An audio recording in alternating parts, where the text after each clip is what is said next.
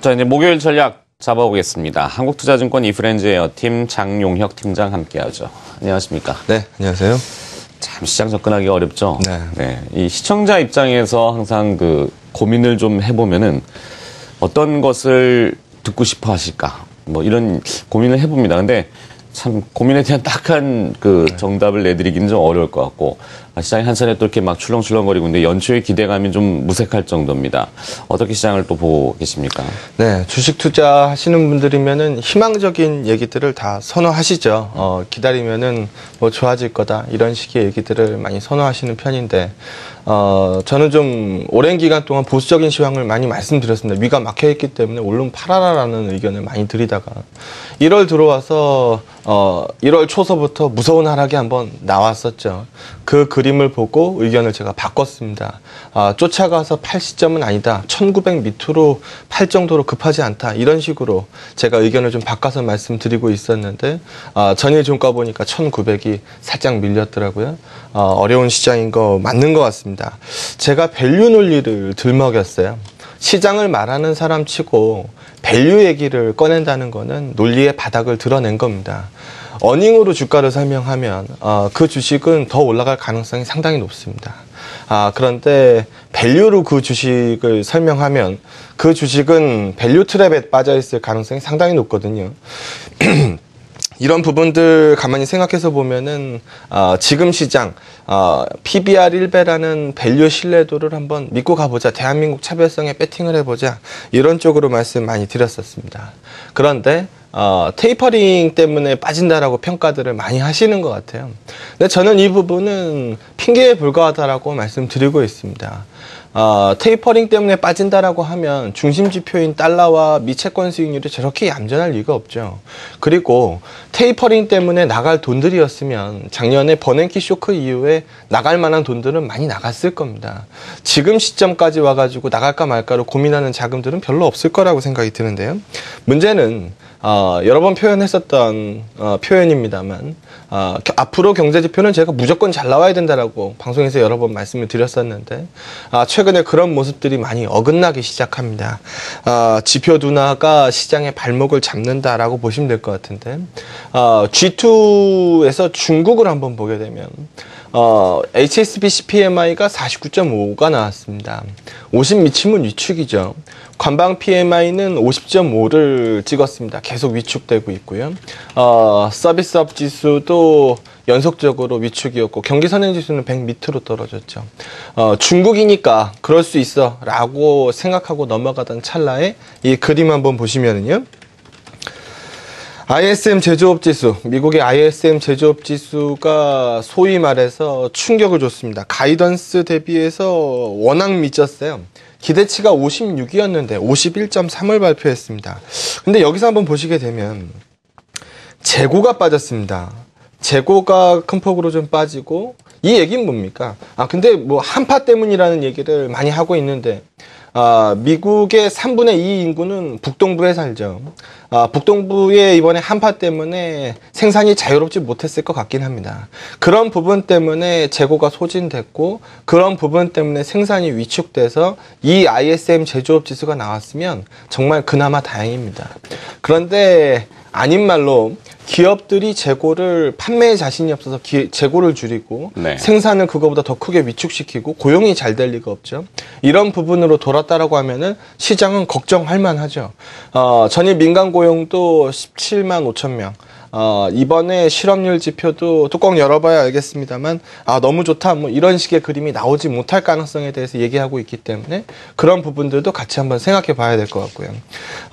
미국 시장에서 악재라는 걸 찾아볼 수 없던 시장이었습니다. 그런데 최근에는 많이 돌변한 느낌을 받습니다. 미증시가 이평선 밑으로 많이 부러졌죠. 금요일날 고용지표가 단기적으로 또 이 경제지표 분위기의 향방을 결정할 것으로 보여지는데요. 일단 금요일, 내일입니다. 중국 증시가 지금 계속 휴장이죠. 내일 개장을 하는데, 오랜만에 개장을 하는데 중국 휴장돼 있는 동안에 글로벌 증시가 많이 흔들렸습니다. 그러면은 내일 중국 시장 분위기 봐야 될 거고요.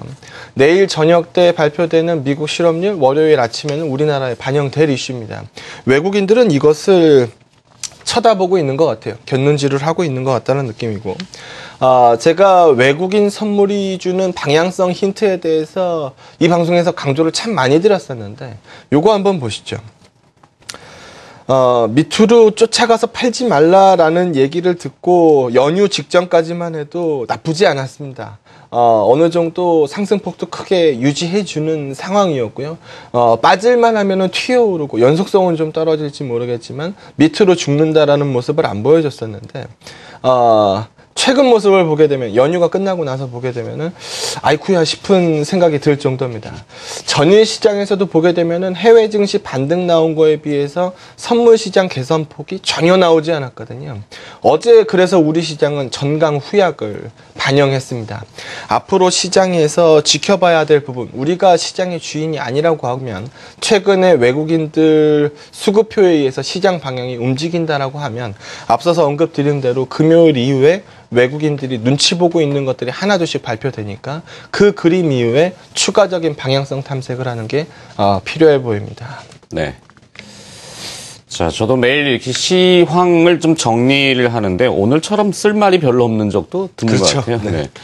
자, 뭐 오늘 하루의 시장 전략을 여쭤보기는 좀 뭐 그렇습니다만 그래도 안 여쭤볼 수는 없겠. 목요일 시장 전략은 어떻게 그럼요. 접근하십니까? 네. 일단 이머징 위기, 뭐 신흥국 위기 이런 얘기들 요즘 뉴스 보면은 많이 접하실 겁니다. 근데 뒤따라오는 표현이 있죠. 대한민국은 차별화돼 있다. 대한민국이 너네와 같냐라는 부분에 대해서 얘기를 많이 합니다. 100% 사실입니다. 자, 표 한번 보시면은요. 우리나라 대한민국이 다른 이머징 국가하고 만약에 같은 레벨이다 라고 보면 $1 환율이 급하게 튈 겁니다. 그런데 최근에 보게 되면은 급하게 튀는 모습은 사실 아니거든요. 이머징 위기의 바로미터는 바로 $1 환율입니다. 우리 대한민국이 도매금 취급을 받느냐 안 받느냐는 $1 환율을 보고 결정하시면 될 것 같고요. 대한민국 시장을 가장 발목 잡았었던 요인이면은 엔화 들 수 있을 것 같습니다. 근데 엔화 보시게 되면은 일본 아베노믹스가 구군을 걸고 실시했었던 그 엔화 약세라는 무기, 그 무기가 상당 부분 흔들리거든요. 그 무기가 흔들리면서 원엔 재정 환율이 연초에 1대10 교환 비율이 깨졌다가 지금 소폭씩 다시 올라옵니다. 누르는 힘이 약화되고 있는 것도 사실이라는 거죠. 추가적으로 관심 가져봐야 될 부분은 앞서서도 말씀드렸던 것처럼 중국 부분입니다. 중국 단기금리가 들썩거렸죠. 기업들 조달금리 올라가고요. 생산 위축 나왔고, 유동성 통제는 지금 당장 풀어내기 좀 어렵습니다. 테이퍼링 환경 하에서 단기금리가 조금 더 들썩거릴 가능성도 남아있는 상황이고요. 이머징 국가들 이런 부분들 다 감안해서 보면은 문제 있는 국가들은 몇몇 개 정말 문제가 날 가능성도 실제로 있습니다. 2차 충격에서 대한민국이 자유로운가 자유롭지 않은가, 지난 여름에는 대한민국은 차별화가 나왔었습니다. 이런 부분들 대한민국 양분론으로 보면 선진국이야 신흥국이야 라고 물어보면 약간 대답이 애매하죠. 선진국인 것 같으면서 신흥국인 것 같기도 하고 신흥국인 것 같으면서 선진국 같기도 합니다. 우리 증시 위치가 지금 애매한 이유라고 보시면 될 것 같고요. 테이퍼링을 이겨낼 수 있는 추가적인 테이퍼링을 만장일치로 결정한 연준입니다.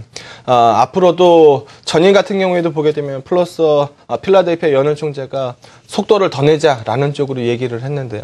테이퍼링은 우리 손을 떠났습니다. 그러면은 이겨낼 수 있는, 테이퍼링을 이겨낼 수 있는 굳건한 경제 지표가 계속 필요하죠. 또 테이퍼링에 상처받은 부분이 만약에 있다면 ECB가 어루만져 줄 수 있으면은 뭐 조금 더 고마울 것 같습니다. 무엇보다도 여기서 보시는 것처럼 심리적으로 그리고 기술적으로 우리는 지지를 잃었습니다. 돌려 세우는 모멘텀 트리거를 한번 봐야 될 것 같은데요. 1900 밑에서 그냥 살아. 길게 보면은 맞다. 뭐 이런 식의 얘기는 매일매일 시장을 보시는 분들한테는 조금 막막한 표현일 겁니다. 조금 더 주고 사도 좋습니다. 바닥에서 사겠다라는 심리만 버려도 주식은 조금 쉬워집니다. 지금 1900 밑에서 형성되어 있는 가격인데요. 올라가는 부분을 확인하고 조금 더 주고 사면 어떻습니까? 1900 밑이라고 그냥 살 게 아니고 돌아서는 부분, 외국인 선물 부분에 대해서 강조를 많이 드렸기 때문에 그런 모멘텀 트리거 부분을 확인하고 조금씩 포트 비중을 늘려나가는 계기를 잡으시는 게 좋을 것 같습니다. 빠졌다고 그냥 사자라는 접근보다는 조금 더 신중한 전략을 말씀드립니다. 네.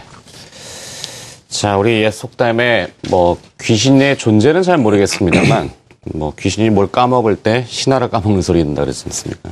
명확하지 않을 때 이런 표현을 쓰는 것 같은데 시장을 명확하게 지금 진단하기는 좀 어렵죠. 그렇죠. 기업 전략은 어떻게 가져가셨습니까? 일단 방송에서 요것도 말씀을 드렸었는데 주식시장에서 우리가 이익을 내려고 거래를 하죠. 그런데 이익이 나면은 우리가 종목을 잘 골라서 이익을 냈다라고 생각을 합니다. 근데 실상 그렇지 않습니다. 시장이 돈을 벌어주는 거죠. 돈을 벌어주는 시장에 내가 얼마만큼 배팅을 했느냐, 이게 수익으로 돌아오는 겁니다. 지금 시장을 한번 쳐다보시고 지금 시장이 돈을 벌어주는 시장으로 바뀐다라는 느낌이 들 때 그때 비중을 늘리겠다라는 생각을 하시는 게 좋을 것 같습니다. 시장이 외국인 선물에 의해서 상당 부분 조정당하고 있다면 그쪽 분위기에서 확실한 반전을 봤다. 그러면은 시장이 반등할 가능성이 상당히 높아지겠죠. 그때 뭘 가장 먼저 사시겠습니까? ETF 시장이 많이 커졌습니다. 코덱스 레버리지에 가장 손이 많이 나가실 거예요. 전일도 코덱스 레버리지를 흘끗흘끗 쳐다보셨던 분들이 굉장히 많으실 겁니다. 시장에 반등이 잡힌다면 가장 쉽게 접근할 종목이라고 말씀드릴 수 있을 것 같고요. 자동차 주식들 참 말도 많고 탈도 많았죠. 최근에 호재가 궁한 시장입니다. 호재가 궁한 시장에서 호재를 발생시키고 있는 기업들이에요. 현대차, 기아차 일단 많이 빠졌었고 엔화 때문에 머리 아팠었고요. 실적 공개 다 했고 이런 부분들 감안하실 필요 있고요. 현대차 영업이익률 9.5% 레벨에서 크게 변하지 않았고 LF 소나타 기대감 얼마 남지 않았습니다. 3, 4월에 출시되기 때문에 이런 부분들도 현대차의 강세 이유라고 보시면 될 것 같습니다. 무엇보다 현대차, 기아차는 최근에 기관 수급이 집중되고 있습니다. 기관들 수익률 게임의 중심에 서 있는 종목이니까 추가적인 관심 말씀드리고요. KB카드 때문에 KB금융이 많이 빠졌습니다. 기관들이 롱숏 플레이로 신한지주 사고 KB금융을 많이 팔았습니다. 할 만큼 했어요. 가격적인 레벨으로 35,000원, 36,000원 레벨이면은 KB금융도 많이 근접했다라고 봅니다. 보수적인 종목 선택이 조금 필요해 보이고요. 두꺼운 종목들 쪽에서 위험이 작을 종목들 쪽으로 말씀드려봤습니다. 네, 잘 들었습니다. 자, 목요일의 전략이었습니다. 한국투자증권 이프렌즈 에어팀의 장용혁 팀장이었습니다. 고맙습니다.